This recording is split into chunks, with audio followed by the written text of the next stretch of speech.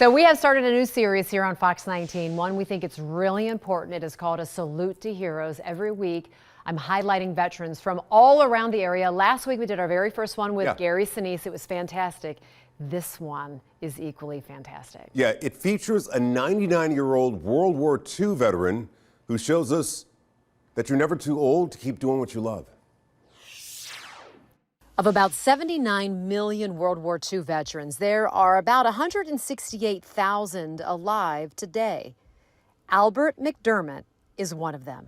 Albert is 99 years old, and on the 14th, he'll be 100. He still lives independently and hits the golf course 2 days a week. It's all on you. You can't blame nobody else for your failures.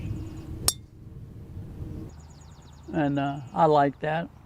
Way back when he was 17 years old, and within days of hearing about Pearl Harbor, he enlisted in the U.S. Army. It was on a Sunday, and I was with 3 or 4 of my buddies, and the newspaper guy was yelling about the war, and I didn't know where Pearl Harbor was, you know. I thought, well, it's my duty to go in service. So I joined January the 1st. Albert's time in the military moved him all over the world, including the Pacific, where he saw some combat action. The Japanese were up in Buna. That's the Owen Stanley mountain range. And they had what they call a Kokoda Trail. And they were trying to come down the Kokoda Trail and catch us. They wanted to get to Port Moresby. That was a spot for the Americans there. I was with the Australians for a little while. I didn't do a whole lot there, but I was there. And so anyhow, they didn't make it. Then they shipped us to a place called Dobadura. And there was some bombing and fighting there.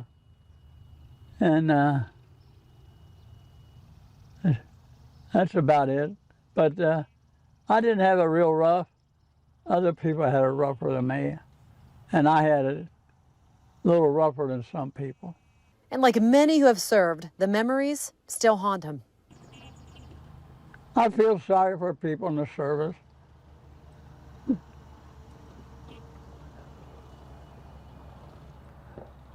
They want you to go out and shoot somebody.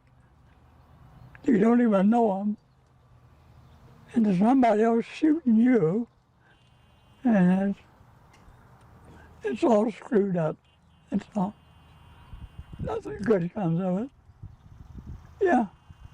After almost 3 years overseas, Albert came home and married his neighborhood sweetheart, Margaret. They had 3 sons, and they were together for 73 years. He's been involved in his community coaching. He takes part in various clubs. And there's one place where everybody knows his name. Happy birthday. Thank you. Meadowood has been such a big part of his life that he was given a lifetime membership. Feels good. This is a good spot. They got a good ground crew, and they got good people in the office there.